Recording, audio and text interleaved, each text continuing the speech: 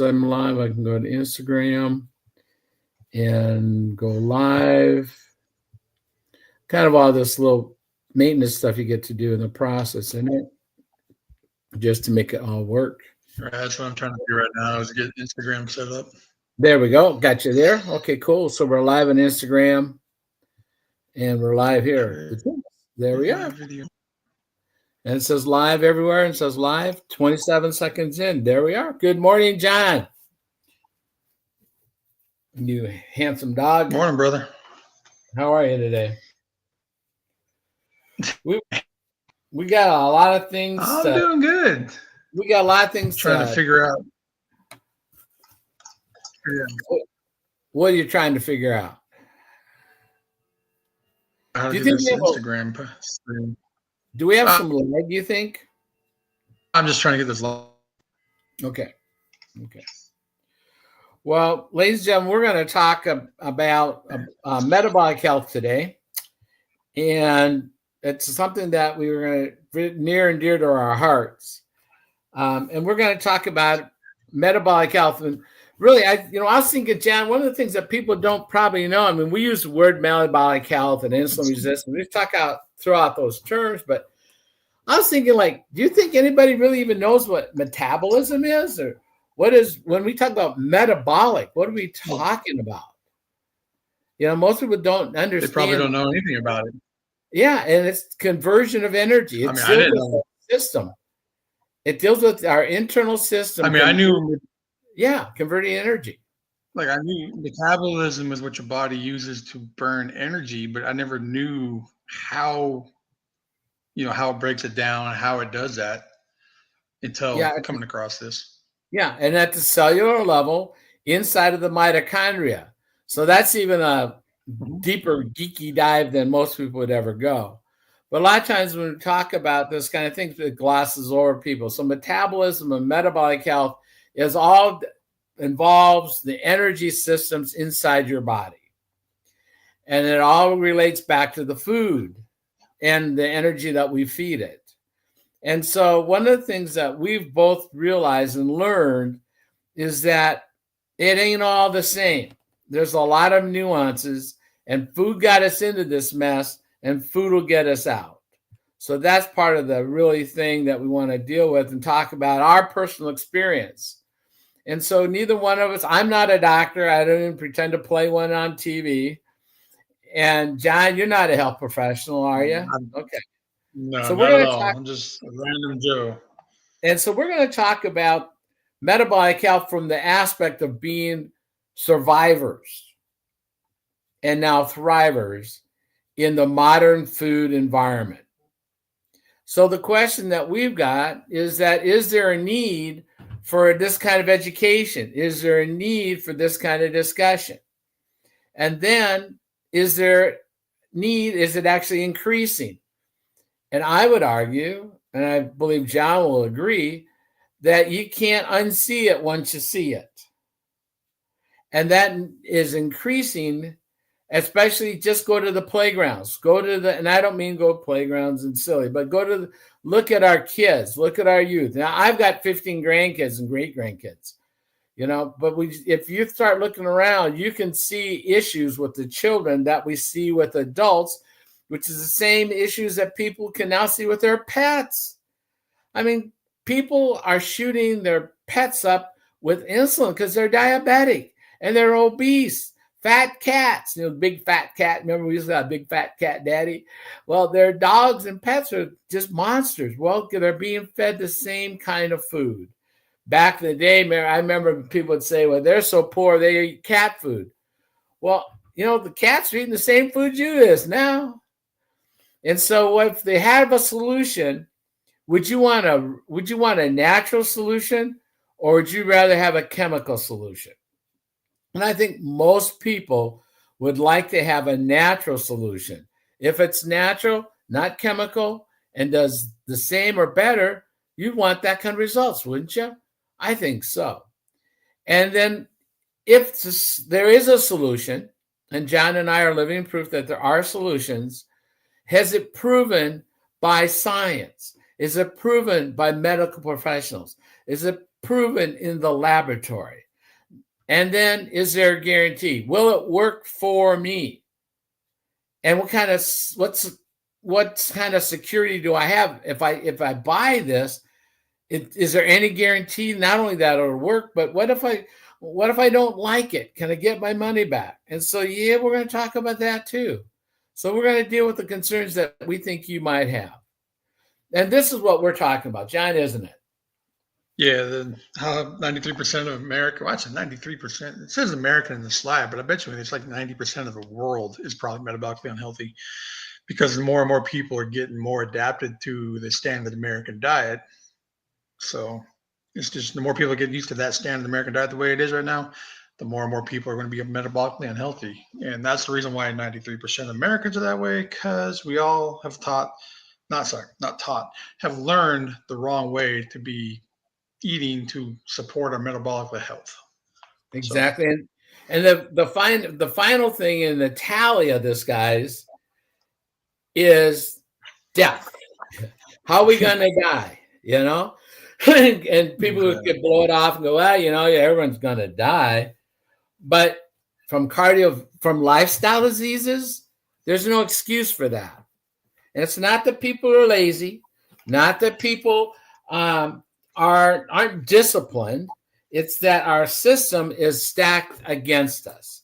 But cardiovascular disease, the C word, the whole, and we're on Facebook, so we can use that word. But the whole thing is that diabetes and other related metabolic diseases, Alzheimer's, all of these things are diet, lifestyle related. All these things, if we get intervention early, and even sometimes later, they can be changed, mitigated, and even reversed. So this is what we have learned, and we are living proof of it. So what John and I want is you guys to have a full life, but we want you to be healthy in that entire lifetime. Right.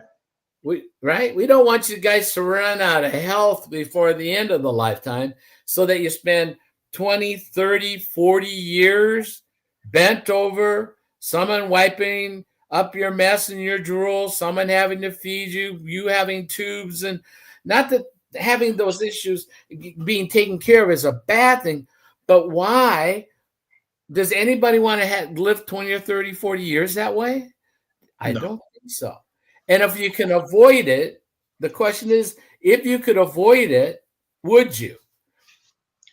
Well, I've already done 25 years of it when I was in my 20s till now. And I don't want to do it when I get older. So that's why I'm doing this. That's why when I came across this, that's why I got on board.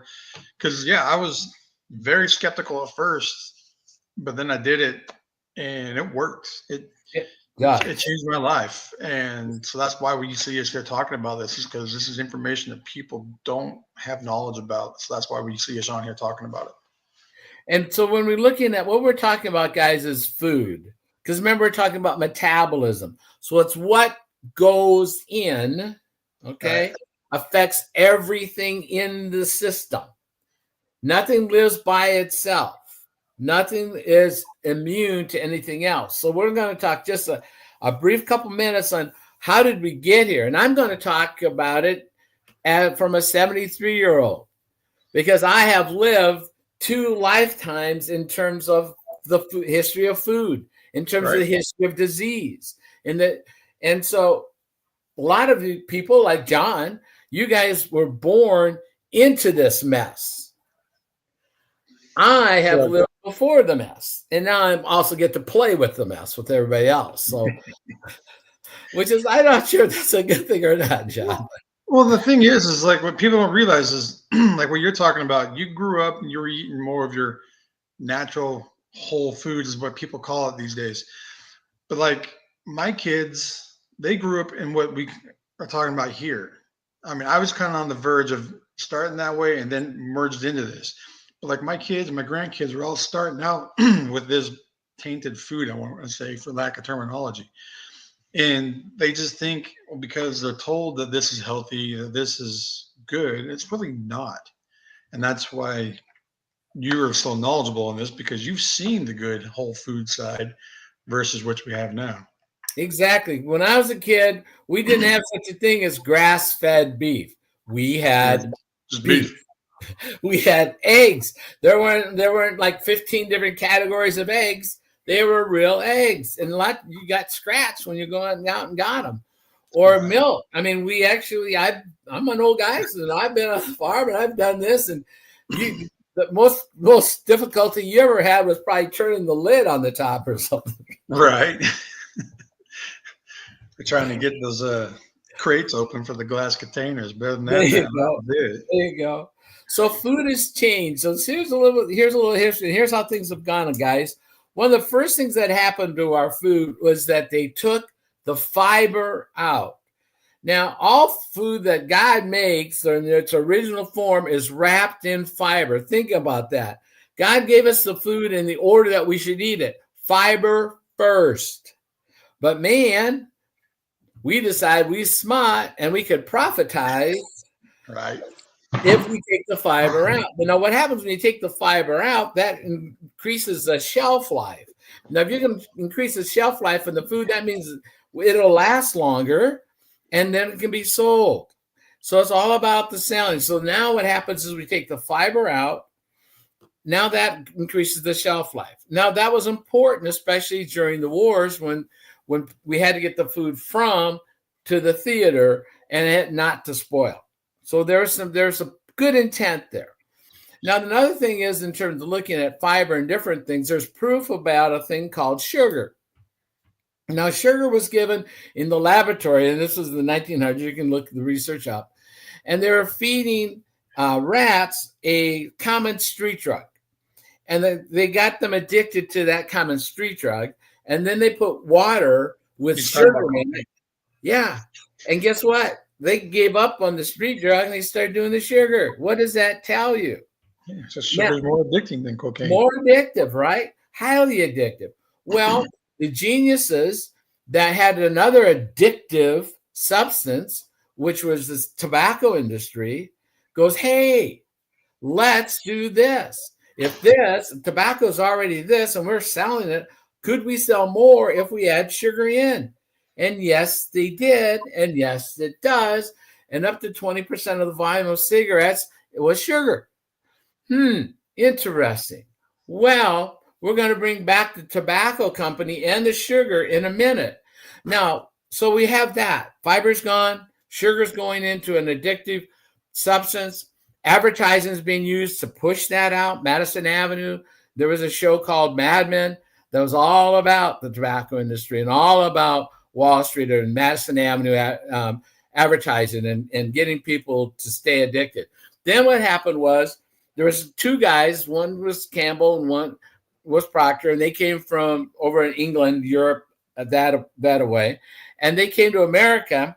And one was a candlestick maker and one was a soap manufacturer. And they met two women in Cincinnati independently, but they happened to be sisters. And then Procter and Gamble got together. Now, what did they do? Well, because the demonization and the whole idea of lard and natural fats was what we were all using back then. We saved our bacon grease and used that. We would render pigs. We had lard. We used that for everything. Well, there was cottonseed, and cottonseeds, they could pull the oil from the cotton seeds. Well, that's a toxic oil. It was used for machinery oil. It was used in candle or in lamps as a fuel because whale blubber was on its way out. Well, there's a process called hydrolyzation. Now, hydrolyzation is when you take hydrogen and you infuse it into a liquid and it makes it a solid. That's how your peanut butters work, guys. Peanut butter, if it's natural oil, you get it all. It's really, really oil. They hydrolyze it, and that's why your jar of peanut butter is solid. If you get natural peanut butter, you got to rig it up because it just separates, right? So what they did was they took cottonseed oil, hydrolyzed it, and they put it into a can that your mothers or grandmothers might have used. And it was a blue can and was called Crisco. Crisco. And Crisco, we always talked about it as gluten slider, because if you put it on a spoon, it's just not coming off. It's just on there. But the whole deal is that they needed to be able to sell it and have it as a priority and a more important product. So Procter & Gamble took it to the American Heart Association. The American Heart Association gave it a heart healthy label. By the way, they also received $1.7 million from Procter & Gamble for, their great work. And that's like $30 to $40 million today. My dad always said, follow the money. And if you kind of continue what we're looking at, talking about the history of food, you're going to see the pattern of demonization of natural, profitization from artificial. So now we have Crisco. And now we start having other seed oils. And now people go like, think about this. When you say vegetable oil, you think, oh, that's got to be good for you because it's vegetable. Well, corn oil and all the other oils you start thinking about. Now, rapeseed oil was highly inflammatory to the gut. Well, with enough processation, now you've got canola oil. So you got canola oil and soybean oil and corn oil and vegetable oil. And those things have a shelf life like basically forever. Eventually they turn rancid, but it takes a long, long time. So we've demonized natural fats and we have now the artificial. Well, then let's go on what happens next. Well, in order to promote more eating of their foods, a gentleman by the last name of Kellogg introduced the idea that the most important meal of the day is breakfast. Now, breakfast is an important meal. The very first meal you eat after fasting, and people say, well, I can't fast. You just did all night long. You didn't eat all night long. You've been fasting. We'll talk about why that's important later. But the idea is that the first meal that you have doesn't have to be at 6 or 7 or 8 in the morning. And doesn't have to be a bowl of Wheaties and cornflakes and whatever. It doesn't have to be all that. But that's what breakfast, the most important meal of the day, was designed to do, to sell you more cereal. And we'll talk about that later. So now we got that going on. And then we come back. Now, remember the guys that were excited about the addictive properties of tobacco and the addictive properties of sugar? Well, the tobacco industry ended up buying and owning the majority, and a lot of people don't know this, the majority of your food companies. Think about that. The people that understand advertising, understand the addictiveness of sugar, understanding marketing, understanding the fibers out, understanding profit, then bought the majority of the food industry, and their engineers made the food highly palpable, highly addictive, using salt, sugars, the artificial oils, right? They added those things in. Was that for the nutritional value of you and your family? Was that for the benefit of your health? Or is that for the benefit of sales profit? Exactly. So now we have that going on. And now you've got that going on. And then what comes up was next. Well, about 1972, 73, about the time you're born, John, is I was born in 78, but close. 78? Oh, wow. Well, then you are definitely in it. So it comes high fructose corn syrup. Oh, and by the way, the tobacco industry, before even that, understood this, and they came up with sugary drinks. They had all these sugary drinks on top of it. So now that was part of the introduction to that part. So now we have high fructose corn syrup added into all the other products, and that's going to help create the issues that we have with the food. Now, they ended up selling out of that.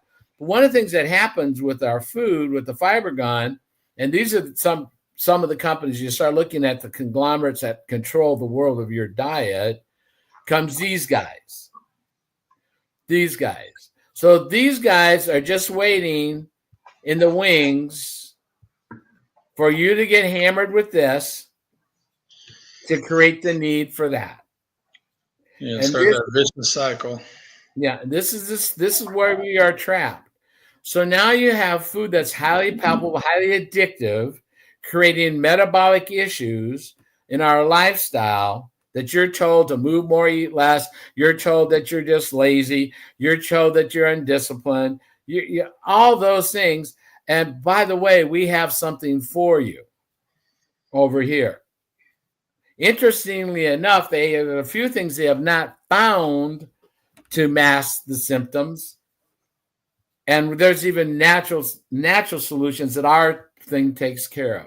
So is there a problem? Yes. Is a problem growing? Yes. Is there a solution? Yes. So one of the things that we're going to talk about is this different kinds of signs. How do you know if you might be having any of these possibilities? Now, John knows that I would say I check all the boxes, and that's not necessarily a good thing, right? But Right. you did too, didn't you? Well, I was pretty close to having all those. Yeah. And so we're talking about insulin resistance. And so the signs like skin tags and body fat and cysts and dark skin folds and sleep apnea and inflammation anywhere and everywhere and having mood and being hangry and just being irritable and being almost, Yep. here before a meal I'm this way, after a meal this way, I'm slick, I'm tired, I'm fatigued, I got acne. Yeah, that's one thing I recently noticed, George, is how much inflammation we had before. I Oh, noticed because before doing this, when I brushed my teeth, my gums would just bleed hardcore. me too. Now I'm in there like scrubbing the heck out of them, trying to get them to bleed, and they don't bleed at all now. Yeah, I've noticed exactly. that just the other day. Isn't that true? We realize more and more stuff, and that's absolutely true. Absolutely true. Yeah, So these are all it's things. amazing what Easily. is linked to this. It's tremendous. It's Yep. So one of the things we want to look at it this way. If you look at a dandelion, you got all kinds of flowers, right? This is spring up here in Illinois. We've got I don't know if you have dandelions in Texas. You're probably too hot and too dry, but we've got dandelions out here. I know I did growing up back home in Utah, but In Utah, now since you mentioned it, I don't recall seeing those down here, so probably not. probably not. You guys got cacti But and you got but I really plants. haven't paid that close attention to it though either. So Exactly. But if you look at each one of these flies, if I send my grandkids out to go pick dandelions, I want them to pull the weeds, right? Pull the weeds. Mhm. Well, they're going to take each one of these little flowers and they're going to, well, look, the yard's green, but have they taken care of the plant? No. And if anything that they miss is going to create more. So this analogy, we're looking at is there's a root that needs to be pulled to get rid of all these symptoms, if you will. yeah, get to You the root cause. got to get to the root cause. So you really need a tool to get to the root cause. And we get rid of the root cause, then guess what? Then these things go away. These things are all related. They're all signs of what we talk about as insulin resistance. Very simple to understand. So here's a slide on insulin resistance, and John could talk pretty much about this one. Yeah, and insulin resistance. I was a type 2 diabetic for 25 years, and the only time I ever heard about insulin resistance is when my endocrinologist told me that my body was rejecting the insulin that I was injecting into me, not referring to the insulin that my pancreas was already producing. And I never put two and two together that if it were resisted the insulin I'm injecting, is it possible that your body to resist the insulin you produce? And that is yes. I didn't put the connection together until I came across this protocol.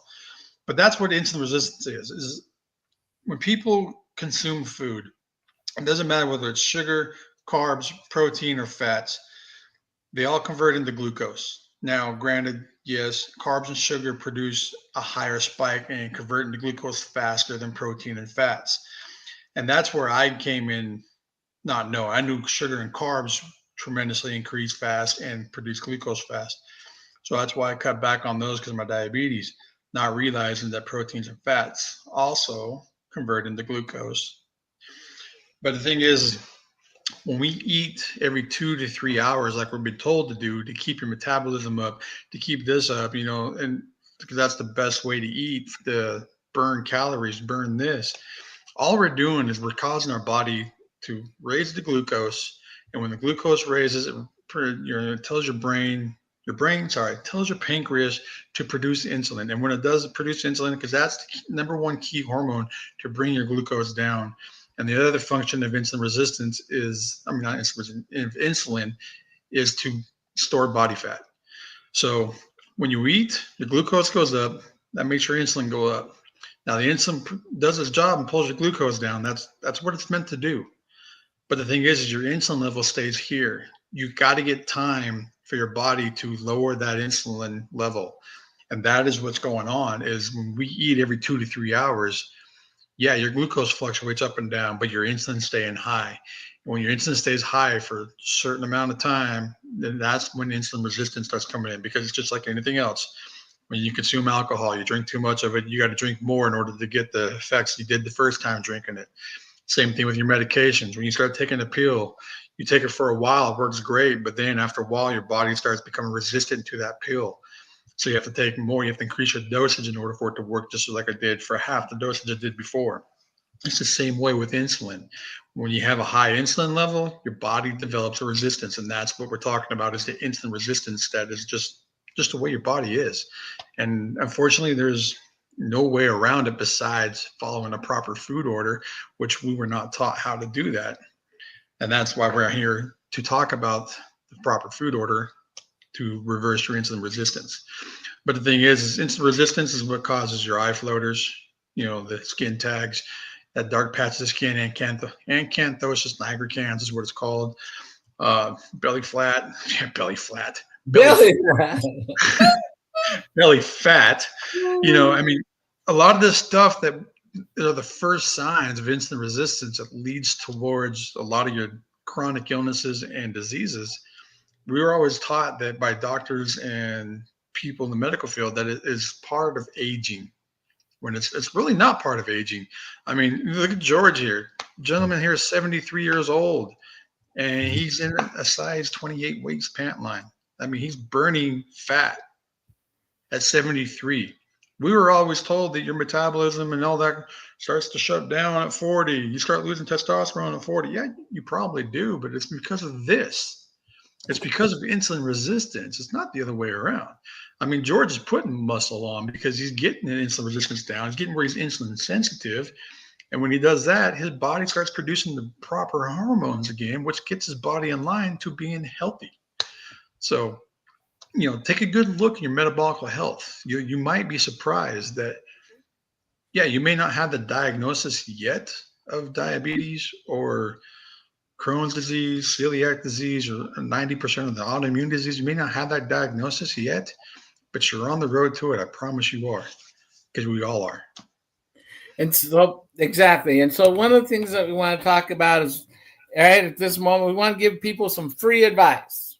Okay. Right. People say, what's in it for me and what can we do? What can we do? How can we do something? Well, I'm going to give you some free advice, and I coined this, and John has helped me modify it, but it's, if you want the free advice, I'm going to tell you all you need to do is F off. He means that kindly. He really does. I do. I mean that very kindly. You're going to fast, and the order of food is fiber, fats, and protein, and the P in protein silent, kind of like Philippines. The idea, though, is that you're going to fast. By fasting, the longer you fast, the more fat you get to burn. And that's one of the things you want to do, right? So what happens when you go to sleep after your last meal and you rest and you go to sleep, your body, it takes about maybe 6, maybe even up to 8 hours, but 4 to 6 to 8 hours just for it to burn off the glucose from all the food you ate during the day. So you wait about maybe 6 in the morning, maybe 4 in the morning or so. You're starting to get to do what they call ketosis. I know it's a technical term, but what it does is it lets you burn your own fat. You get to burn your own energy because it was using the energy that you just threw it down it all day long. Now you get to burn that stored energy. That's what you really want. So the longer you can do that, the longer you can extend your fast. Then when you break your fast, maybe at noon or 1 or 2, now you've had an opportunity to utilize that. So that's kind of what we're going to talk about. So you're gonna fast, and then the order of food then is fiber. Now we choose to add our fiber from the outside because they've taken our fiber out. Where are you going to get it? Are you going to eat 6 cups of broccoli, 4 apples, and and some celery? Or would you rather get it quicker? Maybe throughout the whole day. Yeah, throughout the whole day, but not for one meal, right? So fiber, we're going to put that back in. And then you're going to eat your fats, and there's a reason for that, and then the proteins.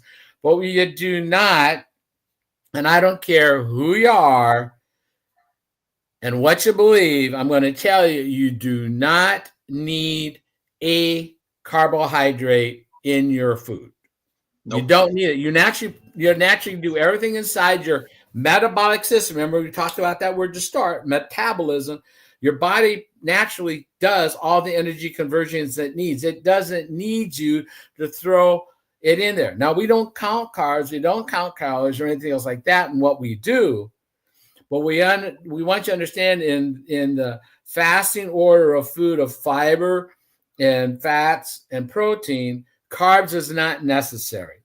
So just so you understand that, we're going to move over. So we're going to talk really about one thing real quick, and what we want to talk about is, I'm going to add this to the stage.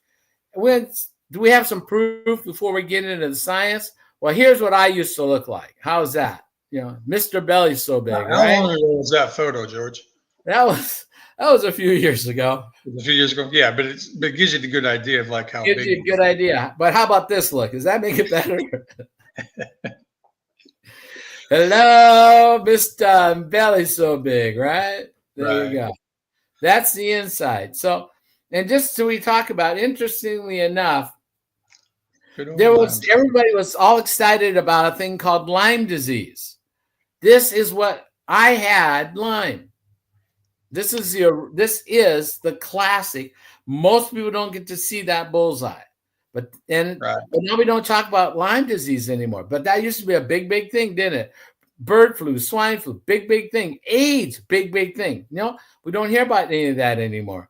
But this is part of the reason I'm showing this, is this also shows you some back acne. I have scars from the acne that I had.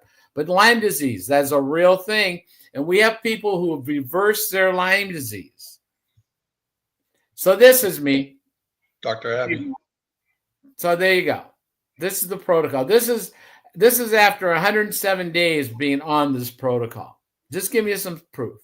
Here's me in a suit that I was in 1970. Again, of course, that's older than you, John, by about 10 years. But this was bought for me by my mom in 1970. Think about that. I'm back from here to there. Right. Here, a year, less than a year. This was going golf. This was golfing. Mr. Belly's so big. Now, the shirt's a tent. Here, this is me in a 30-inch waist. I got a shot that I don't have it in put in here today yet, but that's 30-inch waist, guys, on a 73-year-old. Not so shabby. There it is. There we go. Whoops, let's go back there. Gotta admire that. So the question is do I get another pair of pants? I've been told I don't get to buy any new pants for right now. But so in a matter of a month, I went down from way up here to here to here, and I'm at a 28-inch waist. And here you are, buddy. There's me. Yeah, that there and then the black, that was just a few years ago when my son graduated high school. In that picture, I'm probably a good 330, 340 pounds in that picture. And, and then wearing the blue there, I'm 238 pounds in the blue. And that's all in 5 months of doing the protocol. Now that picture is not 5 months. The picture is probably close to about a year or two difference. But the thing is before I started this protocol, I was still 315, 320 pounds, depending on the day. Like I fluctuated 5, 10 pounds just any given day. And I wasn't doing nothing special. And, I was just trying to do what the doctors say, eat what's diabetic friendly, take your pills, take your shots, be active more than this. And the thing is that disease made it so I couldn't be active. I ended up developing the diabetic foot ulcer where I had to sit a lot of time in a recliner or on a knee scooter to get my foot to heal. And it's hard to be active when you're like that, because you're immobile. So this protocol makes it so much simpler and easier to get your metabolic health switched around where it needs to be so your body can operate and be efficient. A lot of people don't realize that once you get your liver detox and liver operating the way it is, that body fat just melts right off you. So like that picture there, it's 6 months apart and only 4 months of the protocol time between the pictures. Because that picture on the right with me, the Under Armour shirt, that was at my daughter's graduation for boot camp. And she graduated last year up in the Army at Fort Steele. And in that picture, I'm 320 pounds. I mean, you can see it just there in my neck, how puffy my neck is. You see how big my gut is too. And the picture on the right there, I was at 200 and probably about 45 pounds that time because the blue slide before the blue shirt's more updated from what I am now. But that's how much of a difference it is just in 4 months on the protocol and 6 months on that in those pictures. Now I'm at I fluctuate between 235 and 240 now in any given day.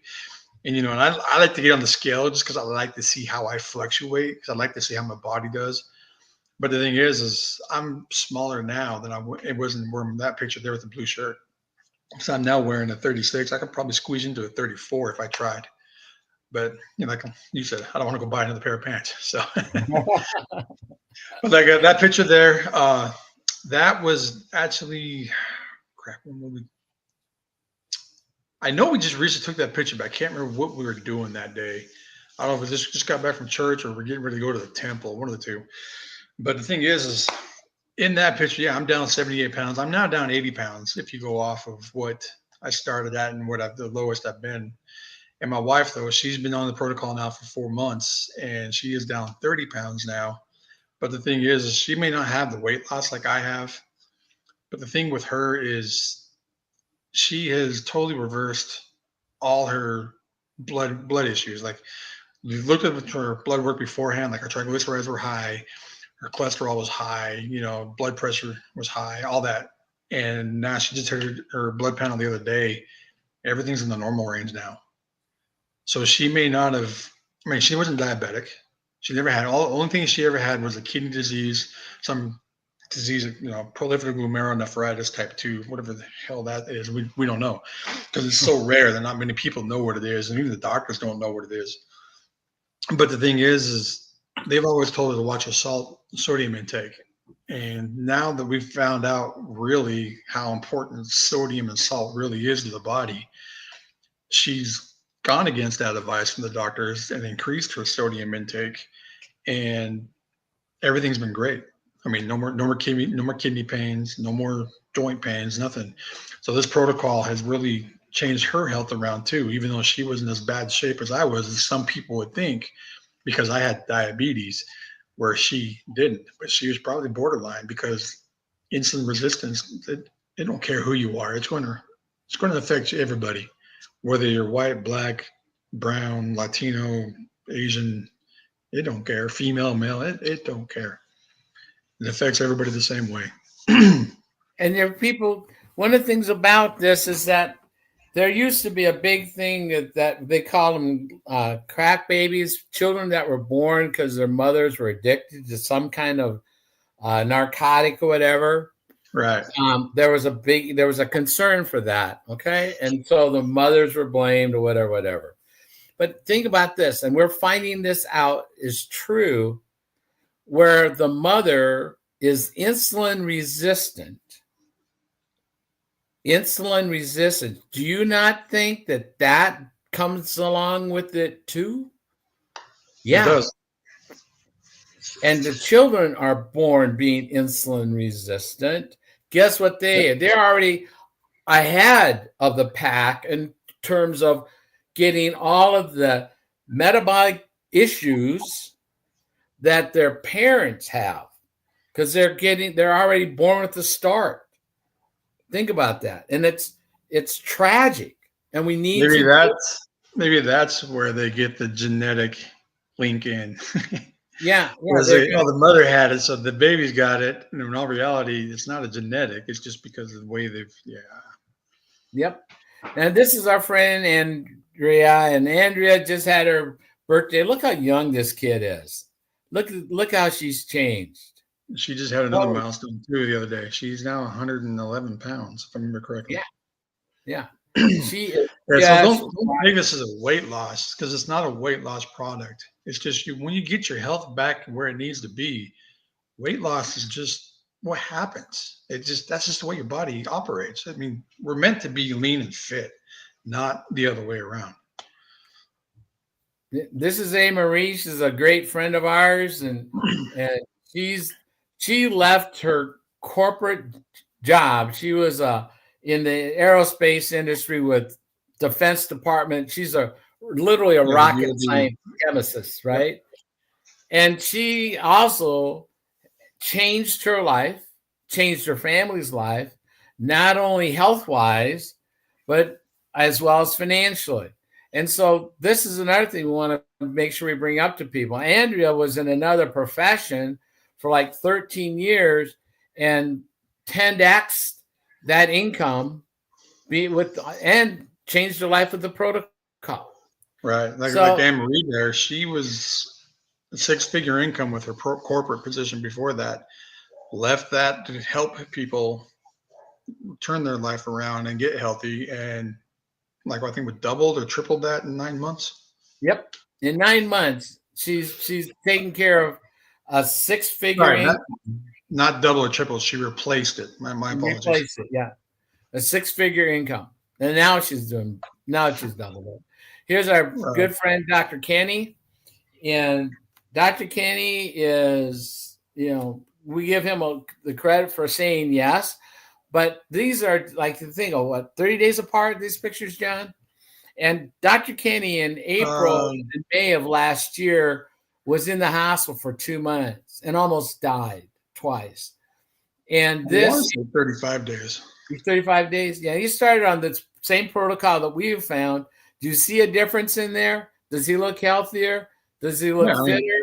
Just look what slimmer his jawline is. I mean, and then the belly fat's gone. I mean, you can see how much fat he's lost already. And it's not, like I said, it's not a weight loss product. It's just getting your metabolic health back where it needs to be, and you get your hormones in check, and your body just knows what it needs to do. And that's the outcome. And this is his wife, who has suffered from PCOS. Well, they suffer from PCOS, infertility for 20 years, and less than 2 months. 2 months, yeah, 2 months apart. Rest my case. And this is Vicky. She's a type 1 diabetic. So she knows she has not reversed type 1 diabetes, but it's making her type 1 diabetes a lot more manageable and user-friendly. She cut her, because she was taking tons of insulin beforehand. Now she's cut her insulin usage 80%. I think she's down to like 20 units a day, some days lower than that, depending on when she eats. She got it where she's no longer taking insulin before she eats like she had to before. So, so her body is tremendously improving too, even though she's a type 1 diabetic. So. And here's Corrine, and Corrine's cut her insulin back as well. She's lost inches. She's lost pounds. She's feeling better. This is another story. When we talk about the idea of weight loss, yeah, I mean, this will help with that. But here's Cheryl. Now, Cheryl is an identical twin whose sister, I believe about 16 years ago, died of Alzheimer's. And we now know that Alzheimer's is type 3 diabetes. It is preventable. It is reversible. It is not necessarily genetic. If it was, she should have it, shouldn't she? Identical twin. Right. Now, Cheryl's on the protocol just for that. Does she look like she needs to lose any weight? She's 4'11" and is she'd love to be 5 foot, and she's under 100 pounds. She doesn't need to lose weight. She's maintaining it, strengthening her body, and she's thwarting off the possibility of Alzheimer's or dementia, which is type 3 diabetes. Now here's Kelly, and Kelly is on the protocol. She's been on it. She's also a partner as well. And she's lost, I just saw 20 pounds and inches and that type of thing. And so Kelly's the lady on the far right, correct? Right here. Yep. And so Cheryl's the one on the left. Okay. Yep. And Cheryl's over here. And so there's John, and John, one thing that I was talking to John, and John's just new on the protocol about a month. And I was asking him how things were going and what he was doing. And the one thing he said is that people notice that I'm happier. Right. My mood's better. I'm nicer. I'm less stressed. I'm less anxiety. And I said, "What about your shirts?" He went and tried one on. I'm like, "Oh, yeah, it's looser." Yeah. So a lot looser.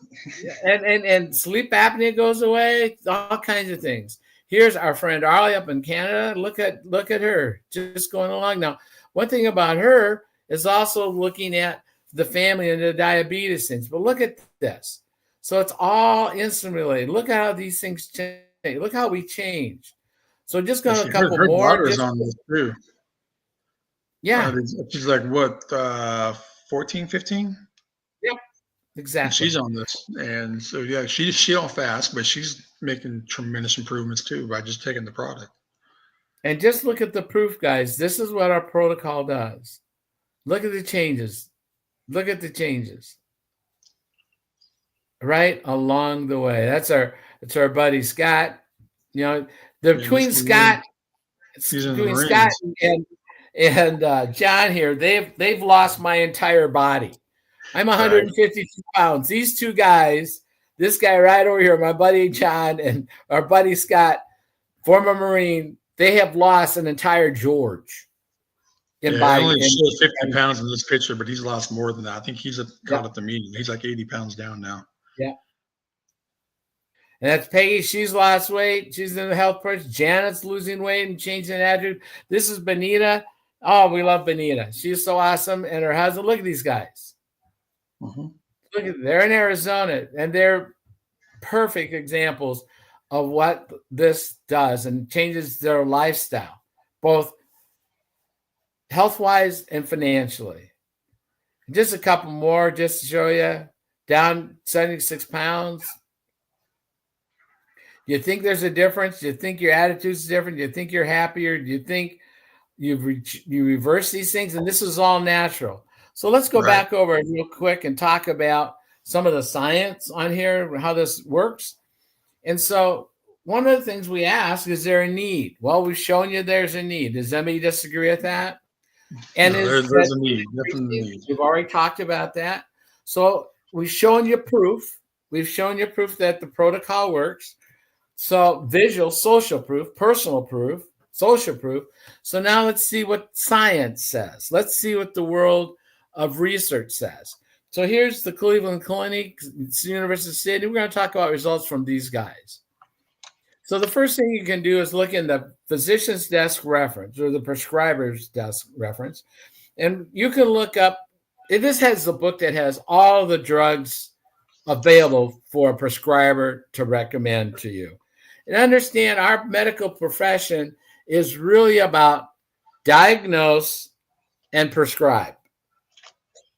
Diagnose and prescribe and surgery. So diagnose, prescribe, and surgery. And once you've been diagnosed, the majority of the time, you get the symptom diagnosed and you get to be on that treatment forever. Yep.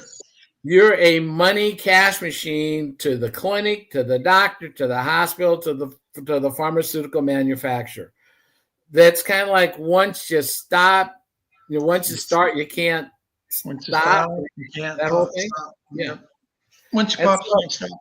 Yeah. So one of the things that we always tell people, if you're on any kind of medicine, any kind of prescription, I double dog dare you to look it up.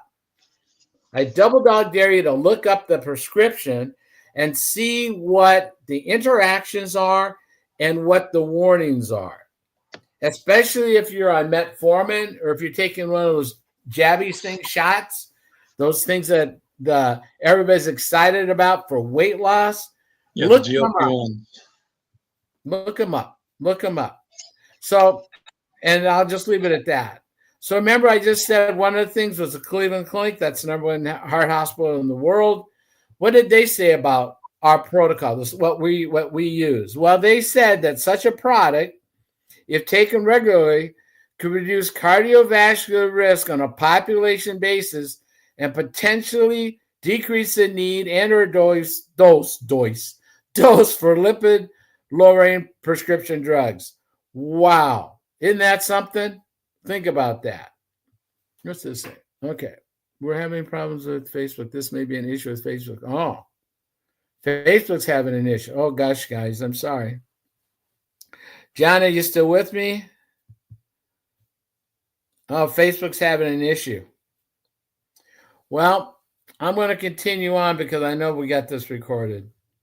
So what this does is this could eliminate the need for statins.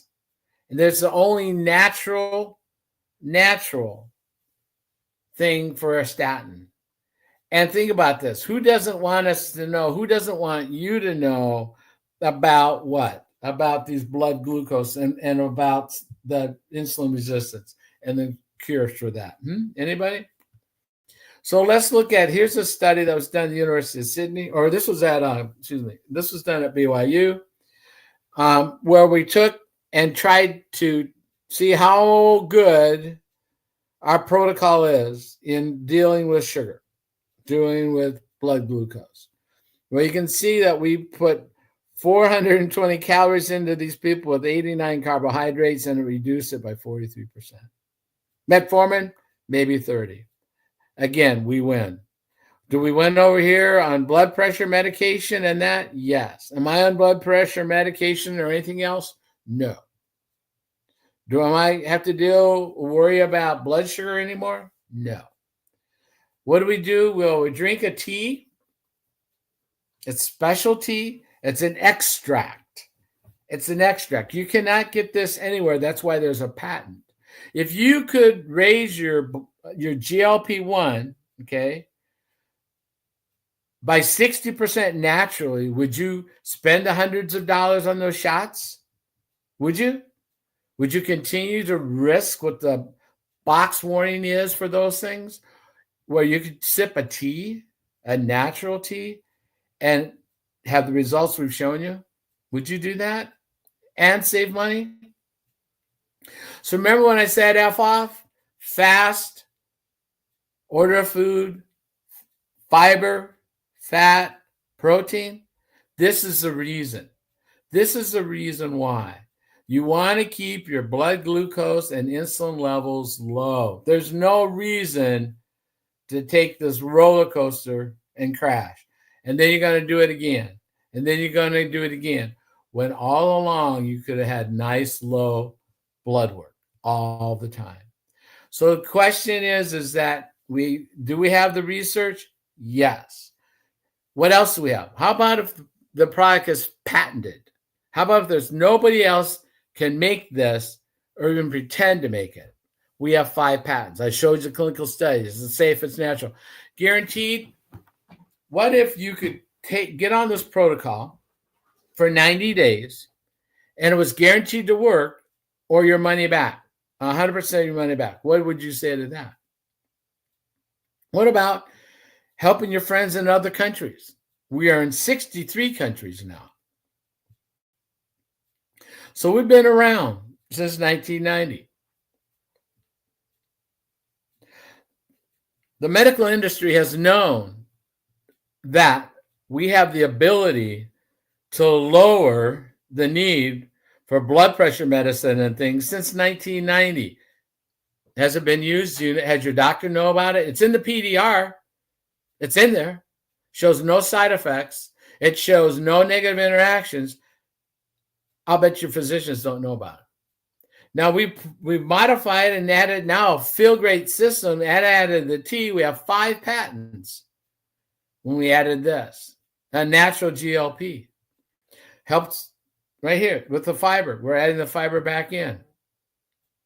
So this is our protocol. This is how it works.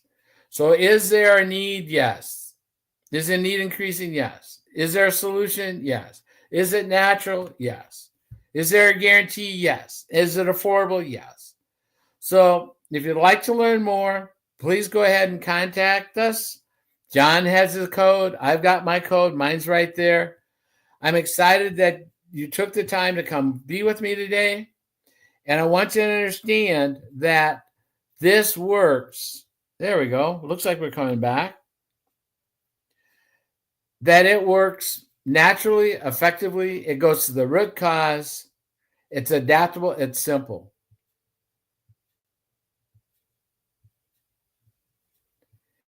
And I would just ask one more thing.